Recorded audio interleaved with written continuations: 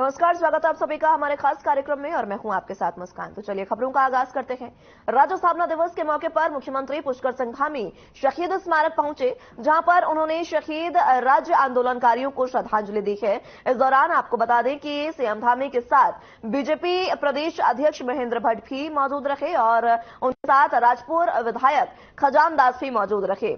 मुख्यमंत्री पुष्कर सिंह धामी ने प्रदेशवासियों को राज्य स्थापना दिवस की बधाई और शुभकामनाएं भी दी। मुख्यमंत्री ने राज्य निर्माण के सभी अमर शहीदों, राज्य आंदोलनकारियों और देश के लिए सर्वोच्च बलिदान देने वाले वीर जवानों को श्रद्धांजलि अर्पित करते हुए उत्तराखंड की मजबूत नींव रखने वाले पूर्व प्रधानमंत्री भारत रत्न अटल बिहारी वाजपेयी को भी राज्य की जनता की ओर से नमन किया।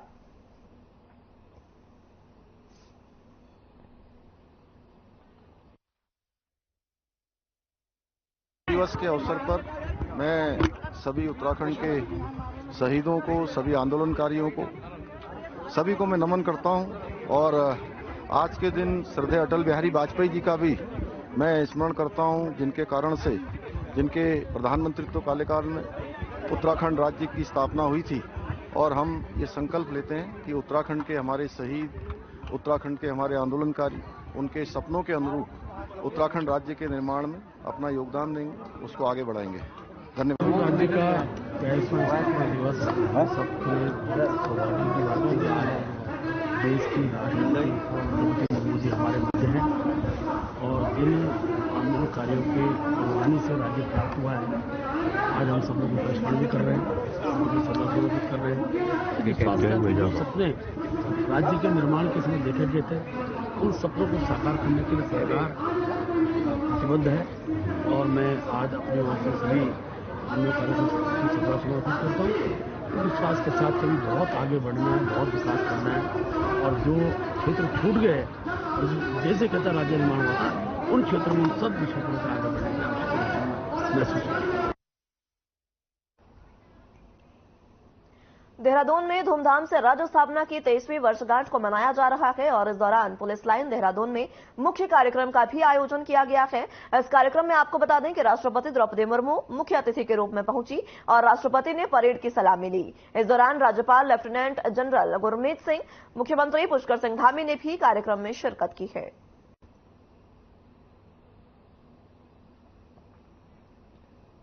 तो आपको बता दें कि आज उत्तराखंड का स्थापना दिवस है, 23वीं वर्षगांठ है स्थापना दिवस की, जिसको लेकर पुलिस लाइन में मुख्य कार्यक्रम आयोजित किया गया। राज्य स्तरीय यह कार्यक्रम रहा जिसमें राष्ट्रपति द्रौपदी मुर्मू ने परेड की सलामी ली, इसमें शामिल हुई और साथ ही साथ राज्यपाल और मुख्यमंत्री पुष्कर सिंह धामी भी इस कार्यक्रम में मौजूद रहे।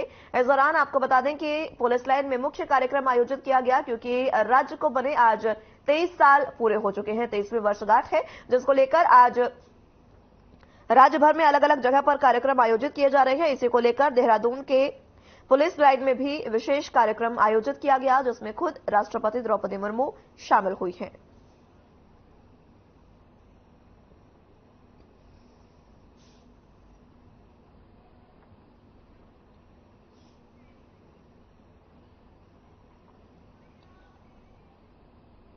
देहरादून में होने वाले इन्वेस्टर समिट को लेकर बड़ी तेजी के साथ काम करवाए जा रहे हैं, जिसमें जहां एक और निर्माण कार्य लगातार चल रहे हैं तो वहीं दूसरी ओर अन्य कार्य जैसे साज सज्जा को लेकर भी निर्माण कार्य चल रहा है।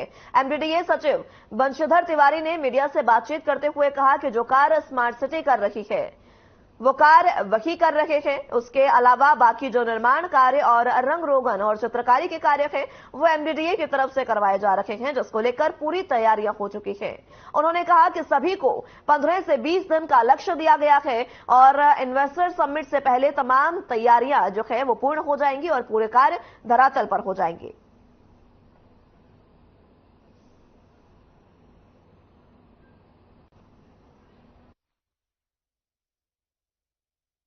नहीं, देखिए, हम लोगों ने आपस में समन्वय बना करके जो काम स्मार्ट सिटी कर रहा है उसको हमने छोड़ दिया है और जहाँ जहाँ हमें करना है, चाहे वॉल की पेंटिंग है या घरों की पेंटिंग है या उस पर कुछ अगर ड्राइंग डिजाइन बनानी है उसको करने का, गमले रखने हैं, कहीं लैंडस्केपिंग है, जहाँ जगह मिले पार्क बना रहे हैं, तो वो हमारा काम जो है द्रुत गति से चल रहा है और हमने लक्ष्य तय किया है कि अगले 15 से 20 दिन इन्वेस्टर समिट के पहले हम पूरा कंप्लीट कर लें।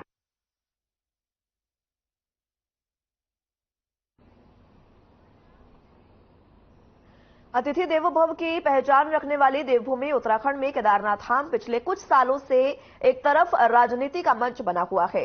कांग्रेस नेता राहुल गांधी के केदारनाथ धाम में हुए विरोध प्रदर्शन को लेकर कई सवाल बुद्धिजीवी लोगों और समाज के बीच किए जा रहे हैं। राहुल गांधी ऐसे पहले व्यक्ति नहीं है जिनका केदारनाथ धाम में दर्शन करने के लिए जाते समय विरोध हुआ हो, बल्कि इससे पहले उत्तराखंड के पूर्व मुख्यमंत्री त्रिवेंद्र सिंह रावत के साथ भी यही वाक्य घट चुका है। तो दूसरी तरफ पिछले कुछ मौकों पर ये कुछ लोगों के विरोध का केंद्र बना है, जिससे सवाल खड़े हो रहे हैं कि क्या हम किसी के आस्था को बर्दाश्त नहीं कर सकते। ऐसे में कुछ सवाल मंदिर समिति की भूमिका पर भी उठाए जा रहे हैं।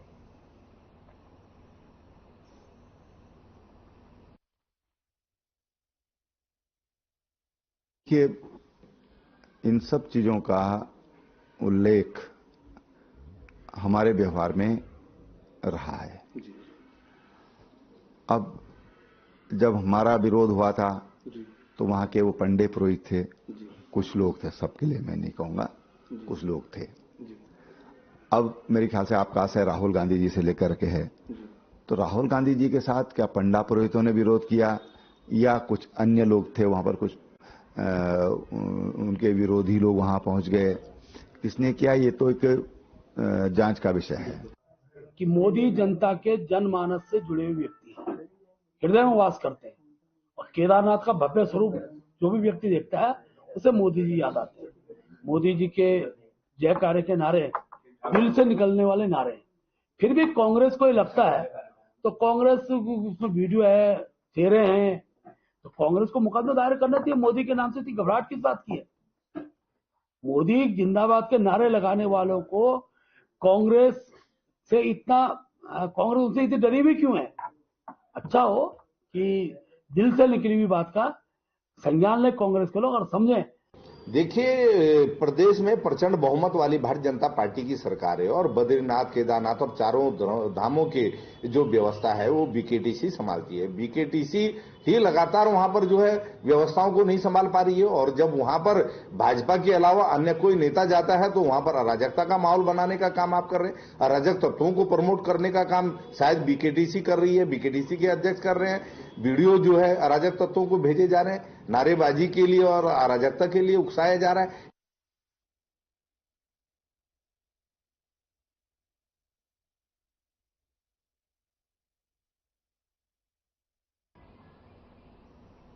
उधर कैबिनेट मंत्री सौरभ बहुगुणा ने बाबा साहेब डॉक्टर भीमराव अंबेडकर की मूर्ति का अनावरण किया। इस दौरान करीब 12 फीट ऊंची और 1200 किलो कांसे से बनी मूर्ति को बनाने में 20 लाख की लागत आई है।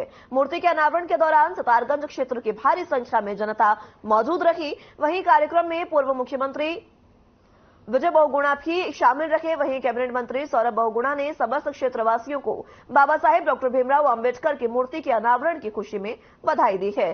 साथ ही कहा कि क्षेत्र के जनता को 3 मूर्तियों का अनावरण करने की घोषणा की गई थी, वहीं 2 मूर्तियों का भी अनावरण कर दिया गया है। साथ ही सौरभ बहुगुणा ने समस्त क्षेत्रवासियों को बाबा साहेब डॉक्टर भीमराव अंबेडकर की मूर्ति के स्थापना की खुशी में बधाई और शुभकामनाएं दी है।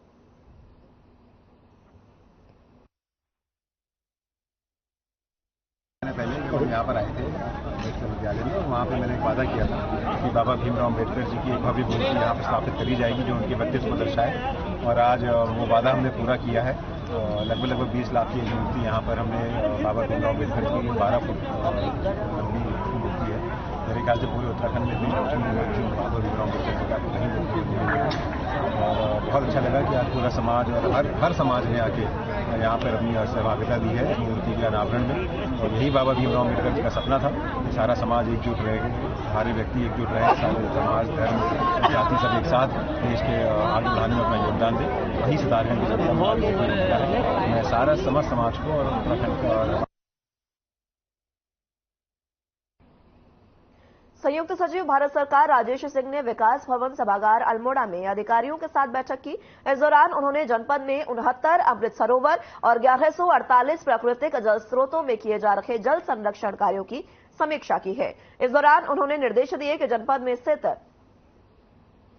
नाले और अन्य जल संसाधनों की जियो मैपिंग की जाए और उनका मौसमी अध्ययन किया जाए। साथ ही कहा गया कि अमृत सरोवर बनने से डाउन स्ट्रीम में क्या परिवर्तन आया है, इसका भी अध्ययन एक एक करके रिपोर्ट दी जाएगी। उन्होंने कहा कि जो भी कार्यक्रम सरकार की तरफ से जनपद में संचालित किए जा रहे हैं, उसको धरातल पर उतारने की योजना है।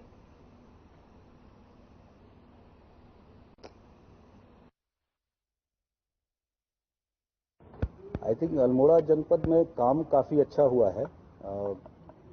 पिछली दफ़ा इन लोगों ने अपलोड भी नहीं किया हुआ था। जितने भी नौले हैं या धारा है या फिर गधेरा है, उसमें क्या क्या स्कीम बनाएंगे, वो पूरे पूर्णतः बना नहीं हुआ था।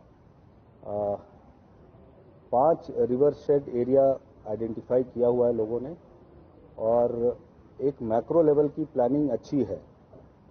इसके बाद जो अमृत सरोवर बने हैं,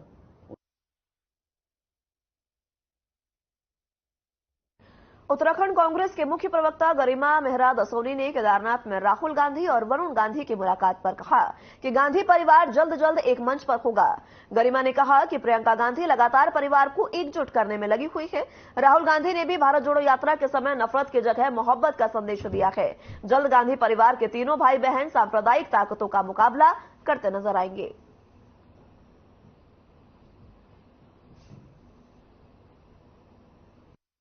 विगत दिवस केदारनाथ धाम में बहुत ही सौहार्दपूर्ण वातावरण में राहुल जी और वरुण गांधी जी की मुलाकात हुई। भाजपाइयों के पेट में दर्द उठना स्वाभाविक है। बहुत परेशानी उनको हो रही है, स्वाभाविक भी है। लेकिन यहां पर एक बात तो तय है कि दोनों भाइयों की मुलाकात कोई संयोग या प्रयोग नहीं थी। काफी दिनों से प्रियंका गांधी इस बात पर लगी हुई हैं कि पूरा परिवार एकजुट हो जाए और राहुल गांधी जी ने भी जो कन्याकुमारी से जम्मू कश्मीर तक की यात्रा निकाली, उसका संदेश, उसका पैगाम यही था कि नफरत के बाजार में मोहब्बत की दुकान खोलनी है और वो मोहब्बत की दुकान अब गांधी परिवार के घर से खुलेगी। जो खाई है वो पाटी जाएगी। महानिदेशक बंशीधर तिवारी ने मीडिया से बातचीत करते हुए कहा कि उनका मुंबई दौरा काफी खास रहा है और मुंबई दौरे पर उन्होंने कई तरह के एमओयू साइन किए हैं। आपको बता दें कि उन्होंने कहा कि मुंबई दौरा काफी सफल रहा और इस दौरे में मुख्यमंत्री के प्रयास से 35,000 करोड़ के एमओयू पर हस्ताक्षर किए गए हैं। वहीं उन्होंने कहा कि सूचना विभाग द्वारा जो अलग से फिल्म बनाने को लेकर विभाग बनाया गया है, उसके द्वारा कई डायरेक्टर और प्रोड्यूसर से मुंबई में बातचीत और चर्चा की गई। इस दौरान सभी एक्टर और प्रोड्यूसर समेत डायरेक्टर से उत्तराखंड को फिल्म पॉलिसी पर बातचीत हुई है और साथ ही सुझाव भी मांगे गए हैं। उन्होंने आगे बताया कि फिल्म प्रोड्यूसर द्वारा यह बताया गया है कि उत्तराखंड में फिल्म बनाना बहुत ही मुफीद है, क्योंकि यहां पर हर काम सिंगल विंडो द्वारा किया जाता है।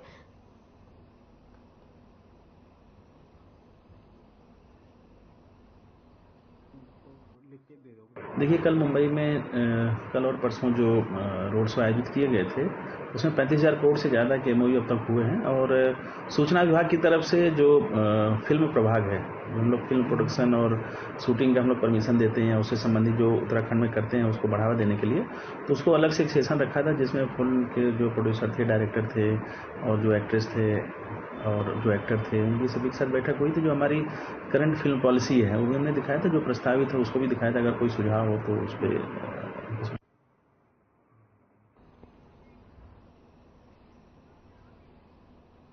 द्वारहाट में स्वतंत्रता संग्राम सेनानी पंडित मदन मोहन उपाध्याय स्नातकोत्तर महाविद्यालय के छात्र संघ चुनाव में सभी पदों पर अखिल भारतीय विद्यार्थी परिषद ने कब्जा कर लिया है।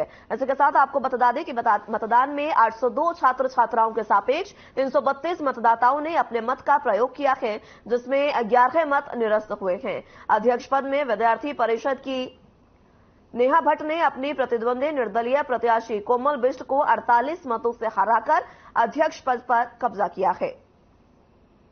नेहा भट्ट को 190, कोमल को 142 मतों में संतोष करना पड़ा। उपाध्यक्ष पद में मोहित आर्य ने रोहित सिंह अधिकारी को 18 मतों से हराया। सचिव पद पर संजय वार्य ने 184 और करण अधिकारी को 145 वोट मिले। संजीव को 39 वोटों से जीत मिली है। छात्रा उपाध्यक्ष में गुंजन जोशी विजयी हुई।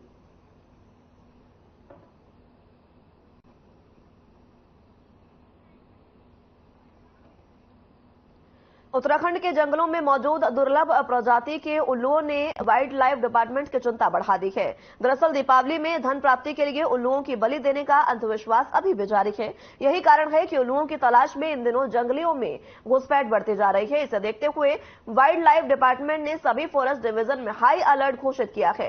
आपको बता दें कि उत्तराखंड में उल्लुओं की कई दुर्लभ प्रजातियां पाई जाती है। यही कारण है कि दीपावली के सीजन में हर साल उल्लुओं को लेकर चौकसी विशेष तौर पर बढ़ा दी जाती है।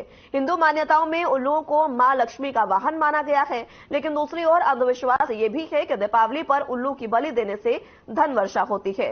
मनोकामनाएं पूर्ण करने के लिए अमावस्या की रात को उल्लुओं के नाखून, पंजे, चोंच और पंखों से तंत्र साधना कराई जाती है, जिसके चलते हर साल इस सीजन में सैकड़ों उल्लुओं की जान पर बनाती है। इन दिनों जंगलों में तस्करों की घुसपैठ की आशंका को देखते हुए उत्तराखंड में सभी फॉरेस्ट डिवीजन, जू और पार्कों में हाई अलर्ट घोषित कर दिया गया है। मैं मीडिया के माध्यम से सभी आसपास के ग्रामवासियों से यही अपील करना चाहूँगा कि आप लोग वन और वन्य जीवों की सुरक्षा के प्रति संवेदनशील रहें और कहीं भी आपको वन तस्करी से संबंधित कोई भी व्यक्ति, वस्तु या कोई भी ऐसा इनपुट मिलता है तो आप उसको वन विभाग, राजाजी टाइगर रिजर्व को सूचित करें।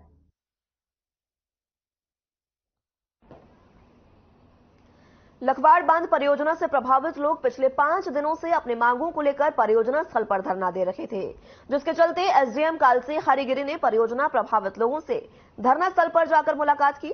प्रदर्शनकारियों की मांगों को सुनने के बाद एसडीएम कालसी ने आश्वासन दिया कि शासन स्तर पर जल्द प्रभावितों की सब समस्याओं को निपटाने की कोशिश की जाएगी। उप जिलाधिकारी के आश्वासन के बाद प्रभावित लोगों ने 2 महीने का समय देते हुए धरना समाप्त कर दिया है। देखिए, समस्याएं ये आ रही हैं कि ना तो निगम हमारी बात सुन रहा है, ना ही एलएनटी हमारी बात सुन रही है। तो इन दोनों के जो मिले जुले मुद्दे हैं, उनसे जो हम बांध करवाए, जो क्षेत्र के काश्तकार और जो युवा बेरोजगार हैं, उनके लिए समस्याएं पैदा हो रही हैं। तो जब ये हमारी मांगें पूर्ण नहीं कर रहे हैं, तो उसी परिप्रेक्ष्य में ये धरना प्रदर्शन रखा गया था। तो आज उप जिलाधिकारी जी आए थे और निगम के कुछ अधिकारी आए थे वार्ता करने। बेरोजगार युवाओं को लेकर मैं यही कहना चाहता हूँ कि बेरोजगार युवाओं की जो मांगे हैं, जो भर्ती निकलनी है, उस भर्ती को निकाला जाए जल्द से जल्द। और जिनकी टिहरी में कुछ परिवार ऐसे हैं, कुछ घर ऐसे हैं जिनकी भूमि अधिग्रहण नहीं की गई है, तो उसी में आते हैं वो लोग भी। तो जल्द से जल्द उनके लिए धारा 11 लागू की जाए ताकि वो लोग भी इसके लिए प्रतिभाग कर सकें। ये जो लखवाड़ बांध योजना है, इसमें कुछ काश्तकार और एक समिति जो है, उन्होंने बीजेबीएनएल के माध्यम से भी ये बात रखी थी, उनकी जो अनुग्रह राशि है उसको बढ़ा दिया जाए और कुछ और मांगे भी थी उनकी। तो उसी को देखते हुए आज मैं धरना स्थल पर आया। यूजेबीएनएल के अधिकारी भी मेरे साथ थे और उस पर उनकी बातों को सुनने के बाद, क्योंकि उसमें जितनी भी वो कुछ मुख्य मांगे थी वो शासन स्तर पर लंबित है, उसमें उच्च स्तर पर उनके साथ पहले भी कई समितियों के माध्यम से वार्ता भी हुई है। तो हमने उनको आश्वस्त किया कि जो शासन स्तर पर, तो हमारी स्तर से भी रिक्वेस्ट की जाएगी कि उस लेवल पर कोई मीटिंग जल्दी आउट हो जाए ताकि जो भी नियमानुसार निराकरण होना वो हो। उत्तराखंड आज अपना 23वां स्थापना दिवस मना रहा है। इसी को लेकर देहरादून में राज्य स्तरीय कार्यक्रम आयोजित किया गया। इस कार्यक्रम में क्या कुछ मुख्यमंत्री कह रहे हैं वो आपको सुनाते हैं। पुष्पित और पल्लवित इस युवा उत्तराखंड को देश का श्रेष्ठ राज्य बनाने के लिए पूरी निष्ठा के साथ हम सब अपने प्रयासों को आगे बढ़ाएं। मैं आज की परेड की मुख्य अतिथि और देश की प्रथम नागरिक आदरणीय राष्ट्रपति श्रीमती द्रौपदी मुर्मू जी का हृदय की गहराइयों से देवभूमि आगमन पर हार्दिक स्वागत एवं अभिनंदन करता हूं। हम सब जानते हैं आदरणीय राष्ट्रपति जी, आपका अत्यंत कठिन जीवन संघर्ष, आपका अदम्य साहस और आपकी प्रेरणास्पद राजनीतिक यात्रा हर एक भारतीय को प्रेरित करती है। आपकी जीवन यात्रा हम सबके लिए इसलिए भी प्रेरणादायी है क्योंकि आपने अपने जीवन में आई समस्त कठिनाइयों को अपनी शक्ति बनाकर जीवन समर में विजयश्री प्राप्त की है। आप भारतवर्ष के समस्त नागरिकों, विशेष रूप से गरीबों, शोषितों और वंचितों और समाज के अंतिम छोर में रहने वाले सभी के लिए आप आशा की किरण हैं। मैं आपकी जीवटता, आपकी समर्पण शक्ति को हृदय से प्रणाम करता हूं। आप सच्चे अर्थों में महिला सशक्तिकरण का जीता जागता उदाहरण है।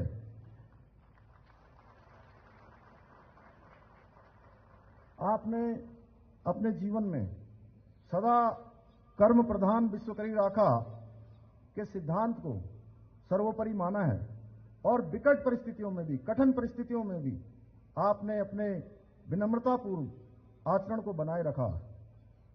आप सदैव सादा जीवन उच्च विचार के मूल मंत्र पर चलती रही हैं और यही कारण है कि आज जन जन के भीतर यही भाव है कि उनके बीच से निकली एक आम महिला देश की प्रथम नागरिक है। समय कम है, इसलिए मैं बहुत अधिक न बोलते हुए इतना कहना चाहूंगा कि आदरणीय प्रधानमंत्री नरेंद्र मोदी जी की प्रेरणा से मैं और मेरी सरकार उत्तराखंड को देश का श्रेष्ठ राज्य बनाने के लिए हर संभव प्रयास कर रहे हैं। भाइयों बहनों, हमारी सरकार विकास के लिए प्रतिबद्ध है, जनता के प्रति जवाबदेह है, भरोसेमंद है तथा अपने कार्य में दक्ष है। 23 वर्षों में पहली बार बहुत सारे काम हुए हैं। 23 वर्षों में पहली बार भर्तियों में घोटाले करने वालों पर कड़ी कानूनी कार्रवाई के लिए हमने प्रदेश के अंदर सख्त नकल विरोधी कानून लागू किया है। 23 वर्षों में पहली बार धर्मांतरण को रोकने के लिए कानून लागू किया गया है और इन 23 वर्षों में ही हमने लैंड जिहाद और लव जिहाद के खिलाफ भी सख्त कार्रवाई की है। 23 वर्षों में पहली बार उत्तराखंड में समान नागरिक संहिता का कानून लागू करने के लिए तैयारी की जा रही है। पहली बार प्रदेश की महिलाओं के लिए 30% आरक्षण की व्यवस्था लागू की गई है। पहली बार भ्रष्टाचारियों पर सख्त कार्रवाई हो रही है। इन 23 वर्षों में पहली बार राजस्व पुलिस की जगह रेगुलर पुलिस की तैनाती की जा रही है। पहली बार आपदा प्रबंधन पर विश्व स्तरीय कार्यक्रम उत्तराखंड में होने जा रहा है और 23 वर्षों में पहली बार उत्तराखंड डेस्टिनेशन के रूप में निवेश का हब बनने जा रहा है। हमने जो प्रयास किया है, हमने जो मेहनत की है, वो आज सबके समक्ष है और हमारा संकल्प है कि हम रुकने वाले नहीं हैं, हम थकने वाले नहीं हैं, लगातार इस प्रकार के प्रयत्न करते रहेंगे। भाइयों बहनों, हमारी सरकार का एकमात्र लक्ष्य है उत्तराखंड का विकास करना, हमारा एकमात्र ध्येय है उत्तराखंड की प्रगति करना। अपने इस ध्येय की प्राप्ति के लिए हम पूरी निष्ठा और समर्पण के साथ आपकी सेवा में जुटे हुए हैं।